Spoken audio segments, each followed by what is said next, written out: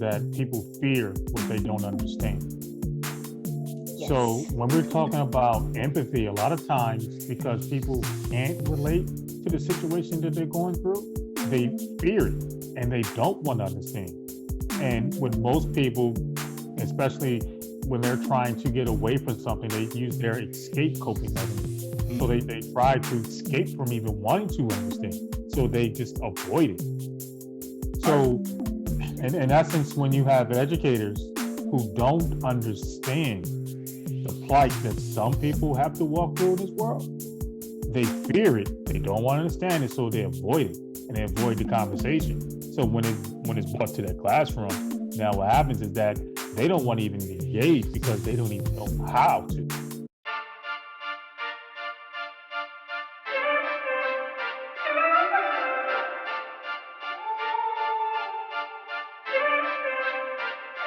It's the Empowerment Perspective Podcast, hosted by Demiso Josie and Mr. Kareem Spence. Stay empowered. Stay empowered. All right, welcome to yet another episode of the Empowerment Perspective Podcast. I go by the name of Dr. Demiso A. Josie alongside Mr. Petty, Kareem Spence. How are you doing, sir? Sure. Oh, wow, man. You sure? You sure you're doing well?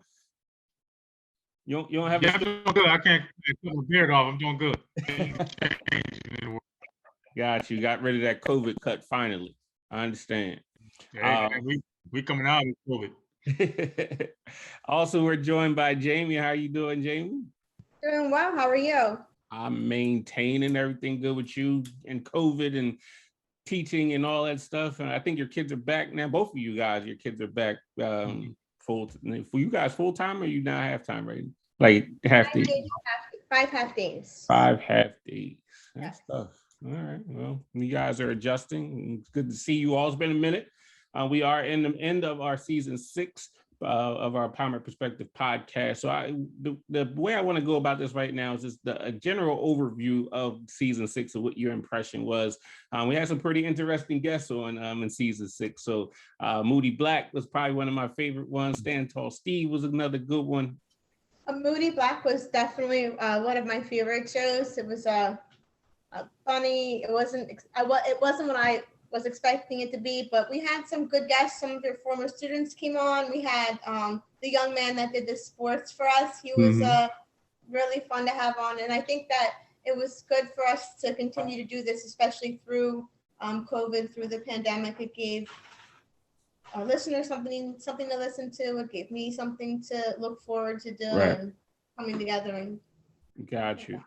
For those of you who didn't see the Moody Black episode, that was a really powerful one because he was talking about mental health and how to deal with mental health. And he was doing it from a perspective of through his poetry and his art and how he was able to deal with that. So make sure you definitely check that one out for sure. My man Carson out there in Chicago, like we said here in Empowerment Perspective, we're about giving kids their voice as well. He was 10 years old and he was our sports analyst during the Super Bowl. So he did a great job for us in season 6 with that. I know that, we had some former students on, which is good. Again, dealing with anxiety and things of that nature and how they overcome their anxiety. So Moody Black probably was one of my favorite ones. Stand Tall Steve was awesome as well. Another educator out here in New Jersey that is actually in the business of motivational speaking and consulting. So he's definitely got some good information with that as well. I did also enjoy, we had we talked about how to succeed as a Black male. We had 3 powerful Black businessmen that were on. So shout out to Kyle Santillian out there in Chicago, Randy Washington in Pennsylvania, and in the Business Bully, wherever he is in the world, he was on as well. So those were some of my favorites. So I'll say this is one thing that has been consistent in season 6. Season 6 was definitely an interesting year that I'm hoping that season 7 is nothing like. We deal with issues as far as George Floyd and all the emotions that went on there from us being able to participate in some of the marches for civil rights, from us linking up with some of your friends and just having that moment of, I want to say, inner peace to be able to bring about and a platform where people can actually share. To dealing with a pandemic and losing so many friends and family members.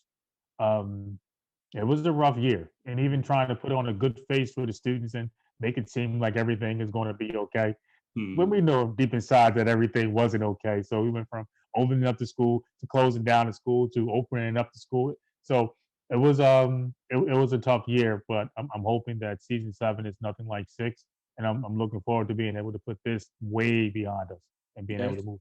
It's a great point. So for those who do follow Empowerment Perspective Group, we're not just all about podcasts. We're not all just about consultants. So what we were able to do was bring a bunch of Black males together and had an open space for us to be able to communicate about some of the things that was going on in our communities and around the world. And, you know, it was a very emotional time for, you know, these men to be able to express themselves. You know, it was a good space. You know, people cried, you know, we supported each other. We still support each other. So it was definitely something that was it was needed. And we had people across the country that was on that particular cause. On the flip side, though, Jamie, you also had a group that you also met with during that time. Care to share a little bit some of the things that you were doing with them? Yes, so I ran kind of like a women's group where we also talked about what we're lacking in regards to what we're bringing to the classroom and teaching our students. And it was just interesting to bring together so many different peoples from so many different backgrounds and hearing, I mean, everyone's scared, regardless of what your culture or what your background or what your history is. No one knows how to address it in the classroom. No one knows what the next step is. So it was interesting for us to come together as a group and kind of brainstorm and bounce ideas off of one another and come up with ideas that hopefully we'll be able to get to once we come into a regular school year. Got you. And this is a perfect segue to introduce our guest today. As always, I'm on LinkedIn, scouring LinkedIn, looking for interesting people to have conversations with. And in the light of the recent George Floyd verdict, I thought this topic today that we're going to talk about is really, really important.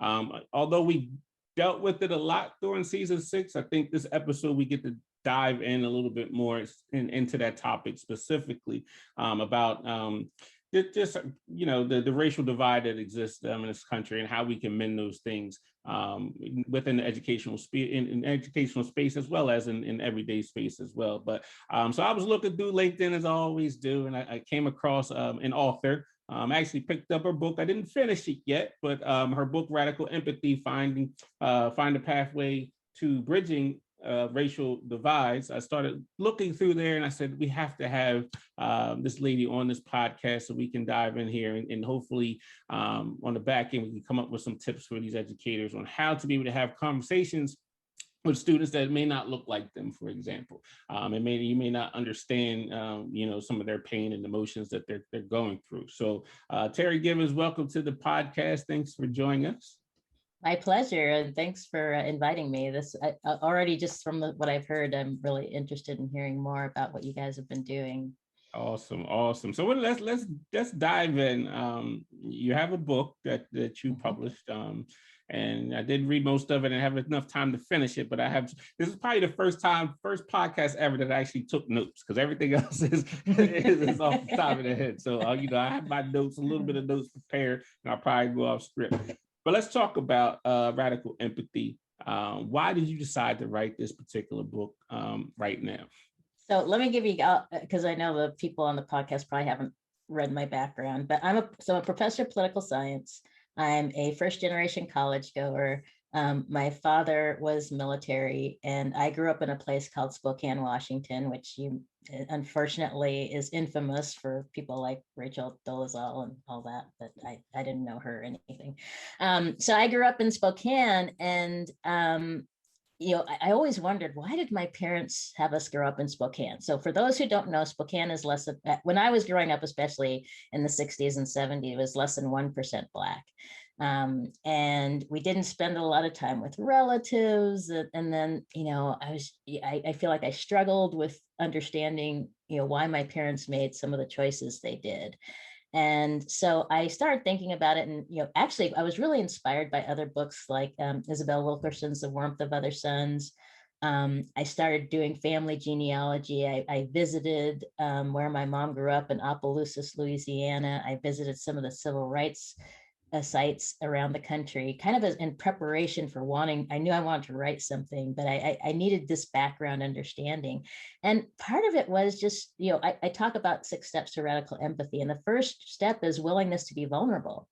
And so I had to be vulnerable and ask myself, what impact did all of this have on me? And I realized that, wait a second, I grew up in a world of cultural, kind of being cut off from my culture to a certain extent. I later reached out to it, but that it was a world of structural racism that I was living in. And I talk about the sea of white supremacy, and we all live, it's like, the bells and whistles went off in my head, and I was just like, wait a second, we're all struggling with this. It's not just that white people are discriminating against Black people. My own parents were, didn't want us to interact with other Black people because they wanted us to be assimilated and, speak a certain way. We always had to dress it's Black respectability, right? And so I grew up in that world that saw white as the norm, and not, being, even though, I grew up in the era of Black power and all that, my parents weren't out marching in the civil rights movement. They were doing their own thing, right? They were trying to survive. I don't want to put my parents down at all. They were doing exactly what they thought was going to help us be successful. And to a certain extent, they were right. But there was this cultural loss I felt. I felt like I still am trying to, I feel like I'm trying to recapture some of that, the connections to family. And that's why I do so much work to understand our family history and so on. So this book, to a certain extent, was to help me walk through this path to radical empathy, not just for other people, but for myself and for my parents. I had to develop radical empathy for my parents, which meant, so I talk about the 6 steps, but the most important thing is taking action. And so the action I took was to understand the history, the culture, the issues that my parents, what would I have done living, doing, with the kind of background my parents had. And I don't want to be angry or blame them. I want to understand. So that was a lot of it. Got you. So let's just talk about the word empathy in itself, because I think a lot of people confuse empathy with sympathy. So can you just break down what you mean by radical empathy and empathy in general? Yeah, see, the problem is a lot of people think, oh, I have empathy, I feel for other people. That's not enough. So, empathy, and I talk a lot about the definitions of it. There's kind of this cognitive empathy where, you kind of understand, okay, this person is dealing with bias and so on, but there's really kind of more an emotional empathy where you actually can try to understand somebody's feelings. And because I see, people like, oh, why do we have to worry about microaggressions? It's like, well, those are, if you put yourself in my shoes and understand the pain that those things cause me, then you will have a much better understanding of why I care about, quote unquote, microaggressions. I don't particularly like that term, but, and so radical empathy, though, is saying, not only am I going to understand why you're experiencing pain or bias or whatever, I'm going to do something about it. And that's what really struck me is, you look at some of this work out there, even this whole idea of, white fragility. It's like, okay, fine, you understand the racism is out there, but what are you doing about it? I live in a community where there's, I'm very lucky. I tend to choose where I live based on where I work, right? And where I work was this college right down the road. And, this happens to be, it's a beautiful neighborhood, and it's, there's people from different backgrounds, but there's me and one other Black family, down the road, who, of course, the woman's my best friend because we saw each other down this. It's like, I love telling this story because we moved into our house, like 5 years ago, and walking down the street, I see a Black woman walking her dog, and I'm like, hello, let's be friends. Luckily, we had boys who were the same age, and so we're good friends. But I look at my neighborhood and I say, okay, you guys got your Black Lives Matter flags and your signs that say, we believe in Black Lives Matter and all this stuff. What are you doing? What? And actually, a lot of them want to know. I mean, how many of us have been asked, oh, what can I do? Right. And so that was the other side of it is radical empathy is not just about trying to understand how I feel. It's doing something about it. It's saying, yes, I understand that we have to create change and we all have to work to dismantle structural racism. And it starts from the inside. I think one of the key words that you used there was all, and because I asked the same question to to the Black culture as well. Like yes, we marched, yes, we our voices were heard and things like, but what are you doing about it? And when I do get a chance to go out and speak to these young people, I said, you have to be a part of the change agent. I need you in the game. I need you in the political spaces. I need you to be in educational spaces. If you want to see changes, you got to be a part of the change. It's great. Yes, I went out there, I marched, I did all those things too. But like you said, what are you doing about it going forward? Kareem and Jamie, I want to bring you into this discussion, talking about empathy and how important it is for educators to be empathetic to their students, given the context of the racial climate and things that are going on in this nature. So Kareem, I'll start with you in terms of your impressions of what empathy means from your perspective as a guidance counselor. Okay, so before I get there, as the professor was speaking, only thing that came to my mind was a quote that Nas said in one of his rhymes, was that people fear what they don't understand. So Yes. when we're talking about empathy, a lot of times because people can't relate to the situation that they're going through, they fear it and they don't want to understand. And with most people, especially when they're trying to get away from something, they use their escape coping mechanism. So they try to escape from even wanting to understand. So they just avoid it. So in essence, when you have educators who don't understand the plight that some people have to walk through in this world, they fear it, they don't want to understand it, so they avoid it and they avoid the conversation. So when it's brought to their classroom, now what happens is that they don't want to even engage because they don't even know how to. Makes sense to me. Do you think that educators are overthinking how they could be empathetic to their students? And I'm saying this because, and I've said this in previous podcasts too, we all can relate to feelings at the end of the day. Right? I may not understand you completely and your experience, but I know what it feels like to be afraid. I know what it feels like to be angry. I know what it feels like, all these things. Can educators relate to their students on that basic level? Not saying that you're going to understand, because there's a whole bunch of stuff that's behind that. But are there? No, they can't. And part of that, not mean to cut you off, but part of that is because education has become politicized. So it became a platform for politicians. So when teachers walk in a classroom, they can't even be human anymore.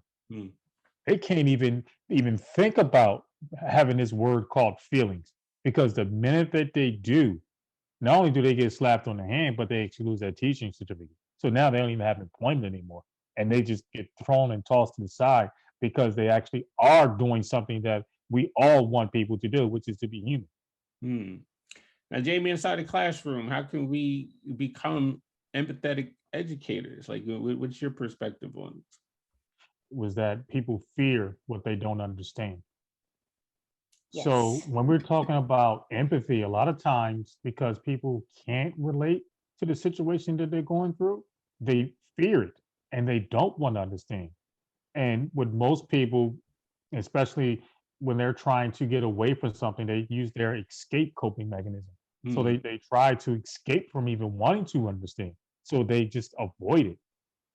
So in essence, when you have educators who don't understand the plight that some people have to walk through in this world, they fear it, they don't want to understand it, so they avoid it and they avoid the conversation. So when it's brought to their classroom, now what happens is that they don't want to even engage because they don't even know how to.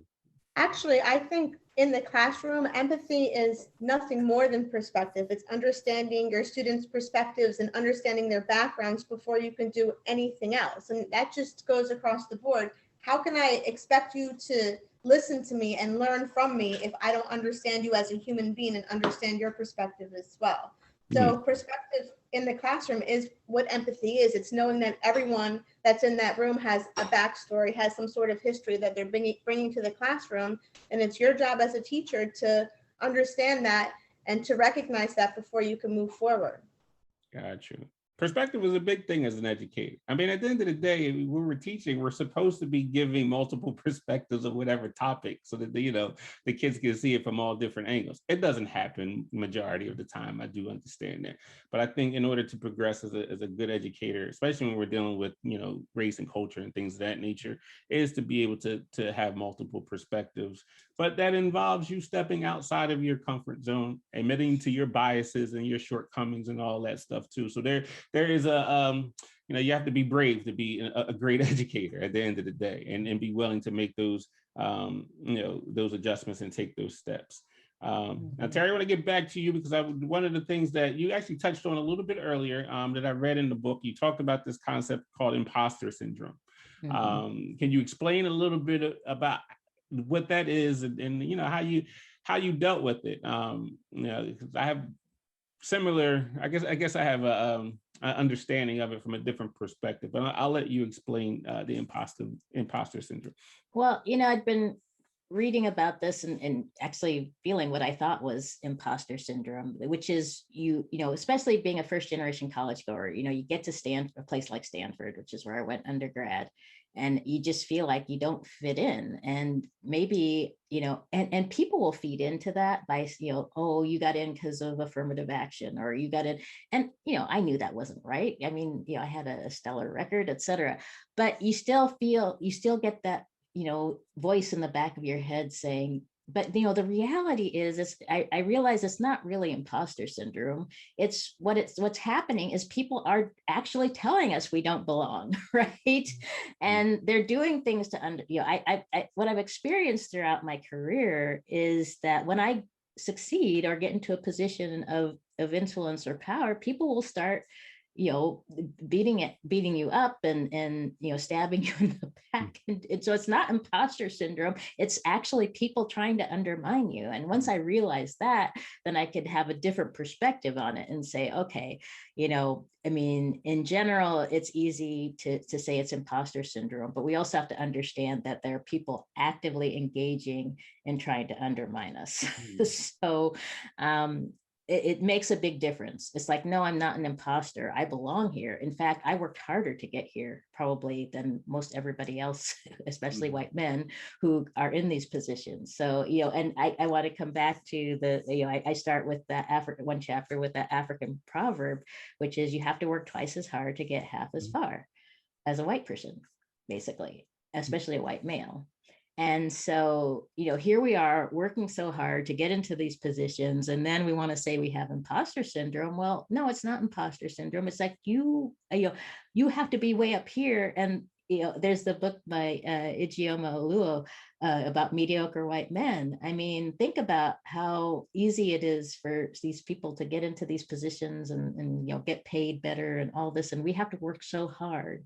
So anyway, that's my take on imposter syndrome. Got you. Thanks for sharing that. So Kareem, and sticking in that concept, and I know you deal with a lot of different students from different backgrounds and things of that nature. Can you explain some of the things that some of your students will exhibit when they feel like they don't belong? Like when they feel like, this is not the space for me. When they don't belong, I mean, we can start and discuss, some of the topics that we've had with schools when we're talking about advanced placement and getting students into that particular realm, only to be discouraged by the people that say that they shouldn't be there, which is the teachers. Like we have someone that is gifted. We know that they have the ability to succeed. Only, like the professor said, to be cut down by the adults who start telling them, you really don't belong here. Hey, Mr. Spence, they're not performing well. Never mind the fact that they were going through a pandemic. They really don't belong because they're not meeting the meeting up to the contract, I should say. And I don't want to say too much, but you know what I'm talking about. To advanced placement. So in essence, we make those that we don't truly understand have to, like Professor said, work twice as hard to get into positions, only for when they get there, start to discourage, emotionally and psychologically, to when they start to really believe that maybe I don't belong here. Mhm. That's a tough path. And once that's done, it's undone. It's easier just to punch somebody in the face than it is to like have them go through that emotional abuse. Right, right. I want to go back to advanced placement because I think a lot of people don't understand that it's not standardized, right? So each school can make a determination of who they let into these advanced placement things. So it becomes Yes. a moving target. Every year, the criteria changes. Oh, you need teacher recommendations, or you need this grade point average. Every year it completely changes so that their numbers can fit right the way that they want it. And so it becomes a moving target when we talk about advanced placement. The simple fact that the information is not necessarily readily available to a lot of the parents is in itself a problem. Because I know growing up when I was in school, like I had no idea I didn't know what advanced placement was until I was in college, and I graduated with a 4.0. Like why wasn't I in advanced placement? I'm still waiting for somebody to explain to me what gifted and talented is. I have no idea what it is now. I know what it is in other states when they're having their kids prep for the SSAT so they can get into some like prestigious summer programs and even some prestigious high school. I have no idea what GT is. No idea. Nobody can explain to me. Even GT teachers can't explain to me. There's actually a bunch of studies out right now that are talking about that when kids are in these gifted and talented programs, you're not really seeing that much growth in them. Like their reading levels are relatively the same. Their test scores are relatively the same. There's not a lot of growth in there. So they're asking about what the validity of these programs actually are, other than the label, because these kids will perform the same in your quote unquote general classes as well. So there's a lot of research that's going on about that. If you don't mind me jumping in, as somebody who sees this at the college level, plus I work with organizations that work with kids who are kind of college bound and so on. I mean, these AP classes have become a total scam. I'm sorry, but it's just, and I keep telling my son, he's going into a senior year, I don't really want you to don't take AP, but he's putting it on himself. He wants to take I'm just like, don't take AP classes. And he's like, no, I have to. And the reason I do that is because, it's, I took, I was in a school where they did push me to take AP classes. My parents wouldn't have known, but the reality is that these classes are just, they're just designed to help you take a test, right? It's like every other thing. They're geared towards helping you take a test, and it's not geared towards, my son, when he was my older son who's in college now, he took this AP class, and I said, this guy's not a professor of college professor. He's making you guys do stuff that I would never ask you to do in a college course, and your writing is better than some of my college students, and he's giving you C's and D's on it, so I am not a fan of AP courses. I think you're absolutely right that they're totally arbitrary in terms of what's taught, in terms of they should not be used for college credit because I can't say because there's no standardization. I mean, theoretically there is. I mean, they all take the same test, but I mean, the stuff, anyway, I could go on and on. But I just get really annoyed with the whole AP thing. Like we hit a nerve. I'm right here. At least so I'll say this, right? If we had the same energy poured towards some of our kids that are lower performing and made them start to believe that they were advanced kids, I guarantee you they will start to believe that they were advanced kids and start coming to school and acting like it. And that's the whole thing about the imposter syndrome, right? You're brought it right back to the original point, which is that, seriously, if we treat there's new research by this neuroscientist at Stanford that says if basically everybody has the same capacity. The difference is how we challenge them, what we give them, how we help them to grow. And, I lived in Austin, Texas for 12 years. Sorry, you've hit a nerve.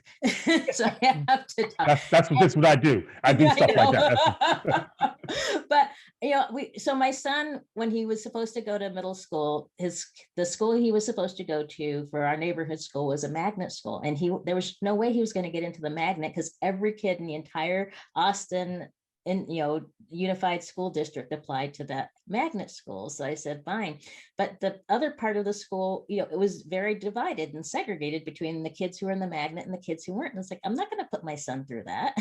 So we sent him to a private school. But I was like, if it's good enough for the magnet kids, why isn't it good enough for every single kid? Why are we pouring resources and, better teachers and everything into the magnet and not giving every kid that friggin' opportunity? So that's what really got me upset. And I just couldn't believe that we had created this incredibly segregated thing. Anyway, I could go on now, but Maybe I want you to jump in from the special education perspective, because I think a lot of the general, I guess, perspective is that, their education is a little bit different. Like, can you break that down in terms of how you go about teaching your special education students and the expectations that you have of them, and I'll let you explain. I know the answer, but our audience may not know the answer. So can you touch on that a little bit? Let's go back to the gifted and talented program. And I also feel some kind of way about it because my children were in the gifted and talented program in a small school district.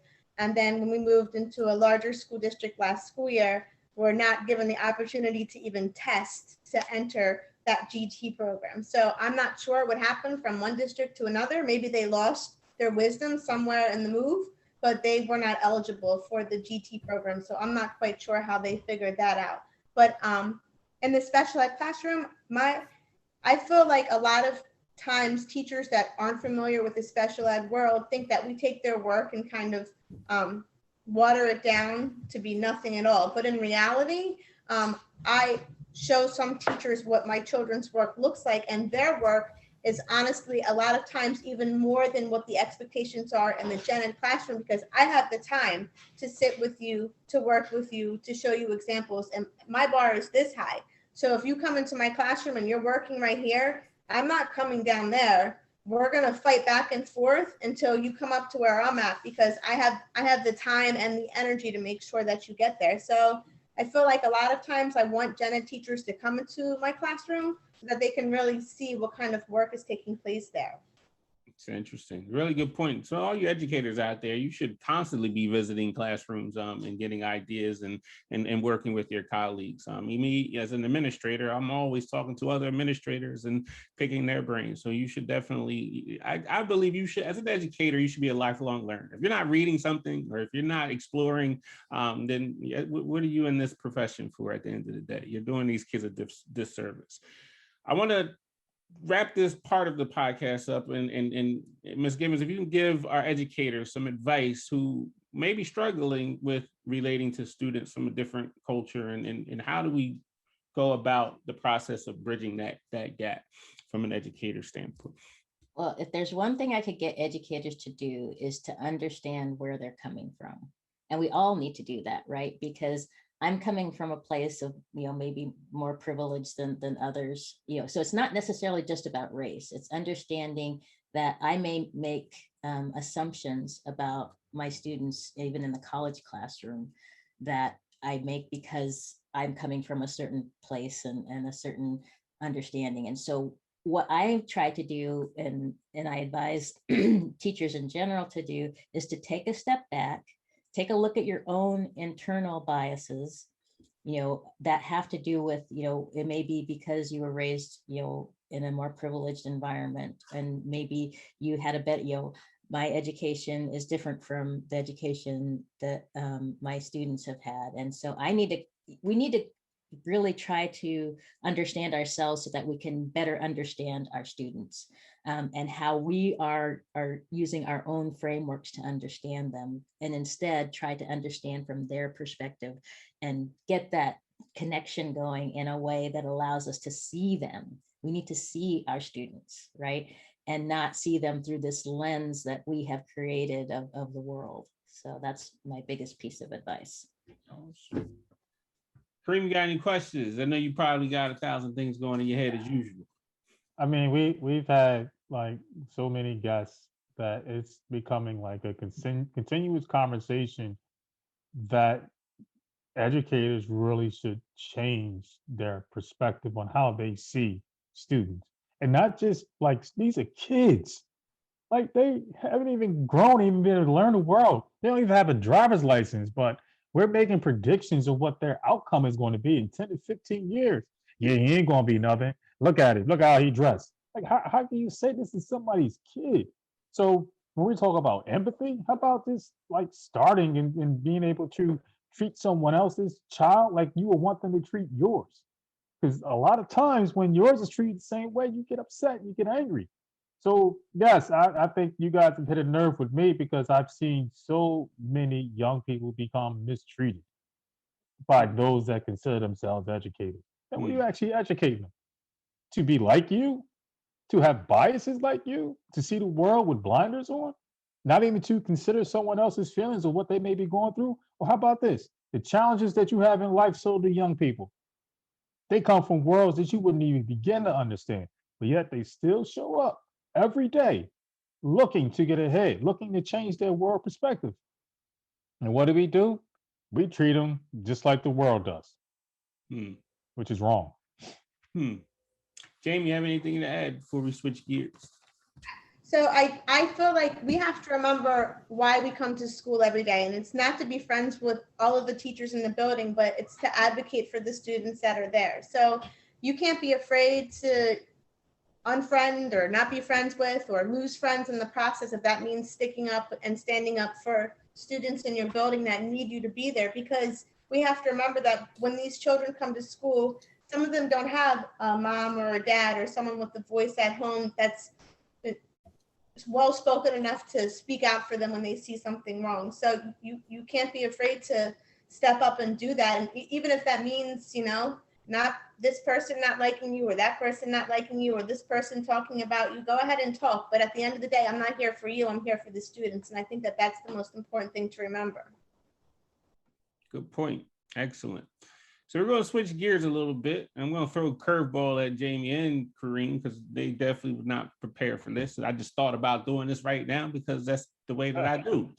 Look, on previous podcasts, I did a this or that. So I'm going to give everybody a this or that. And just give us, I'm going to give you one as well. And you have to pick one. You got to tell me why you picked that one thing.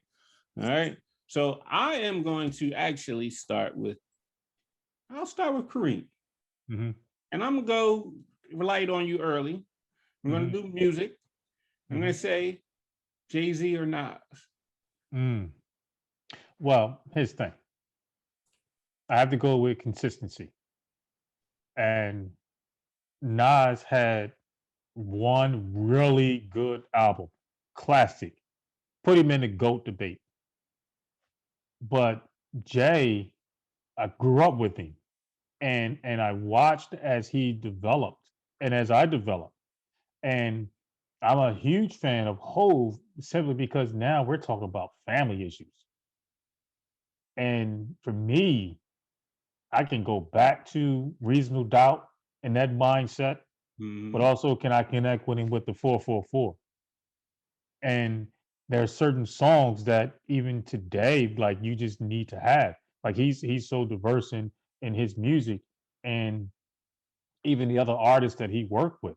Nas, why he's like really good as a lyricist, and I'm not taking anything away from him, but at the same time, Hove is who he is. Like Nas just won the Grammy though. Yeah, Jay got like 6 of them. Yeah, but he just yeah. And on top of that, so even when you talk about some of the stuff that he hasn't done as far as the movies, like I didn't know who what was the young guy on Netflix, the young male that got locked up in Rikers Island that ultimately committed suicide. What's his last name? I can see him. Yes, the young man, but that was yeah. Anyway. And then, like just recently, when we had the movie, I think it was Black Judas and the Messiah. Like I didn't know who. What's his name? Died on the same day. Fred Hampton. I didn't know who Fred Hampton was until Jay made that verse years ago. Like who's Fred Hampton? And then I had to go back and say, oh, that's who Fred Hampton was. So even before the movie came out, I knew who Fred Hampton was. You made and did research on him. You make a great point, and we talk about this in one of our presentations on how to teach today's hip hop generation. I learned about my culture through hip hop music. So I grew up during the time, Public Enemy, KRS-One, and then when they started, I heard the word Malcolm X. I was like, "Who's this Malcolm X person?" Maybe go pick up the autobiography of Malcolm X, and that just kind of started everything else. So hip hop, I owe a lot to hip hop about not only who I am, but understanding who my people are. I just found out, one second, I just found out that Marcus Garvey has a son that's alive. I didn't even know that. News to me too. Huh. Interesting. We're going to stay with the musical category. So Jamie, you're up next. This one's going to be pick alternative music or hip hop. Which one you pick? Hip hop first, but alternative is a definite second. Why hip hop first? I think that hip hop, when I listen to alternative music, it takes me to a different space. So I have to be in a mood to listen to alternative music. And if I just turn it on, it might take me to that space and I might not want to be there. Or that's that sunken place. You go to the sunken place. Down there. I don't always want to be down there. Sometimes I want to be up top. Listen, if you start drinking tea and swirling a spoon in the tea, I'm leaving. I'm done. I don't know you. Miss Givens, I'm gonna say, give you Biggie or Tupac. Oh man, it's not gonna be easy. Well, I have to admit, I kind of had a crush on Tupac. Brenda's had a baby. Is that what did it for you?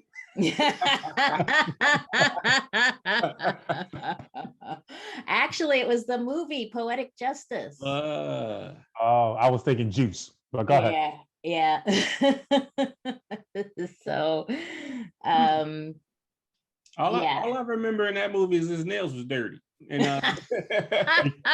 what was the guy who kept brushing his hair? What was his name? He just kept brushing his hair throughout the whole movie.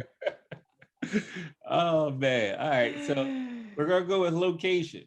I'm gonna give you two locations. You pick one and tell me why. Miss Givens, I'm gonna stay with you. Spokane or Austin? Oh God. Oh man. Yes. Spokane or Austin? Oh my God. Austin, because Austin, my Spokane friends are going to kill me for this, but Austin actually has some culture. And it's not, I have issues with both places, but at least in Austin, you can find jazz music and amazing food, and there's Black. Unfortunately, the Black community is getting pushed out to the suburbs, but at least it's there. I mean, so even compared to here, we had a group called Black Girls Run in Austin that I loved and still am friends with, even though I'm across the country. So there was I found a really great community there that I didn't have in Spokane or even here. So. Gotcha. Kareem. Yes, sir. DR or Jamaica? Well, I still haven't made it to the DR, and I'm a little saddened by the fact that the pandemic came and I was on my way. I've been to Jamaica, had fun. I'm really looking forward to going down to the DR, hopefully first week or the second week of July. So I'm going to DR all day. DR all day. All right, Jamie. New Jersey or Florida? Florida. Why? The water's cleaner. The same water. Yeah, it's the same sandwich. It's the same water. Different. It's just different. The water is beautiful. A different environment. Everyone's laid back and everybody speaks to you in Florida. The only problem is there's dragons that run around in Florida, but besides that, dragons. Dragons aren't real, right? That's not a real thing. They have long tails and they jump out of like bushes and stuff. But besides that, it's called a lizard. Yeah, iguanas. It kind of looks like a dragon. It could have been an iguana, but yeah. Wait, were you smoking down there? I understand it though, because you're so little, and that thing may look like a dragon to you. I get it. It's big. It's big. I understand. All right. Well, we're going to wrap this podcast up. Ms. Givens, thank you so much for Thank you. taking the time to be with us to hit on this important topic. Something that we're definitely going to continue to revisit through season 7 a little bit. We got some other things coming up in season 7, some musical artists, hopefully, and some other artists that we're looking at, trying to take it a little bit different. Hopefully we're going to get some more kids on here that want to talk to. I definitely want to explore that as well. But Ms. Gibbons, any last words to our educator audience out there, words of encouragement or anything of that nature? Just hang in there. And I want to mention that there are some free resources related to my book. If you go to the publisher's website, just Google Bristol University Press and Terry Gibbons. And actually on my website, you can download a free reading guide. And I'm always happy to talk to folks like you. You guys, this has been a great discussion. And thanks so much for having me. And what's that website that people can get in contact? So terrygivens.com, TerryGivens.com. Awesome. We're definitely going to put that at the bottom of the screen. You'll be able to look that up and also take a look at the book. I'm about halfway finished. It's definitely worth reading. Some very interesting and insightful information within that book. Kareem, any last words before we get out of here? No, I just want to thank Professor Givens for her time and also her willingness to go and reach out and continue to have this conversation, because I don't think there's enough conversation that's happening in the realm of empathy, or even in the realm of being able to be comfortable in your own skin. And that imposter mode is big, because we have so many people that don't feel comfortable in their own skin. So I just want to thank her for her time. Awesome. Jamie, any last words? Also, thank Mrs. Gibbons. As an educator, it's hard for us to find a starting point. So anytime someone offers us information and gives us, what we can use to bring into the classroom and have that beginning conversation is helpful. So thank you. Awesome. As far as my concern, a huge part of being an educator is having the ability to problem solve. I don't care what that problem looks like. You're going to be faced with a lot of different scenarios where you have to solve problems. And this conversation about race and culture in the classroom, it is a problem that needs to be solved, and we need to be able to address it. We need to have the courage to be able to address it. But that's going to take you as educators to go out there and do some research and get some more information. And in terms of trying to at least understand in a broader context what's going on, not only within your classroom, but what's also going on across the globe as well. So continue to do that journey, continue to learn, because you're going to grow as a human being. And once you start to understand a little bit more, you'll be able to relate and be able to help kids solve problems. I mean, that's our job, is to be able to help them and guide them to solve those problems.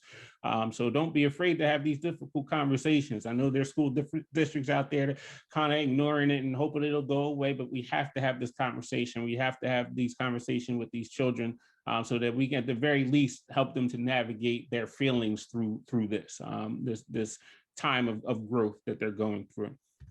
Just some housekeeping things before we get out of here. We are offering free, I said it, free 3-part seminar for all you aspiring assistant principals and newly hired assistant principals. I am giving you 3 workshops for free, 1 hour. You have an opportunity to listen each session about what life is like as an assistant principal, the stuff that your educational programs in college did not tell you, because they told me a whole lot of theory, but they didn't tell me a whole lot of practice of what my day was going to be like every single day working with those kids. So that's going to be part 1. Part 2, we're going to talk about interview techniques and how you can land that job as an assistant principal. And in part 3, we're going to come back with connecting the dots on how you can use customer service in the educational setting to help build relationships. So these are completely free. Just check out our website. All you do is log in. The first one is May 20th. Our second one is going to be June 3rd, and then we're going to wrap it up at June 10th. Then we're probably going to flip it before the school year starts in September again. So I'm giving you some free gems out there, things that I've been talking to a lot of educators about. So make sure you check that out. We also got a good friend of the room, Miss Dr. Darlene Dahan, is giving out also a free webinar on how to reach ELL students and problem solving. So make sure you check her out. That's coming soon. That deadline's coming soon. So by the time this podcast come out, you probably will have 1 or 2 days to log in. I'll put that link up there as well. But like always said, we always surround ourselves with some powerful people that are doing great things, and these are people that are just out there doing it for the love of the industry and the kindness of their heart, and because they have knowledge. Each one teach one. So make sure you check that out. But until next time, as always, stay in power.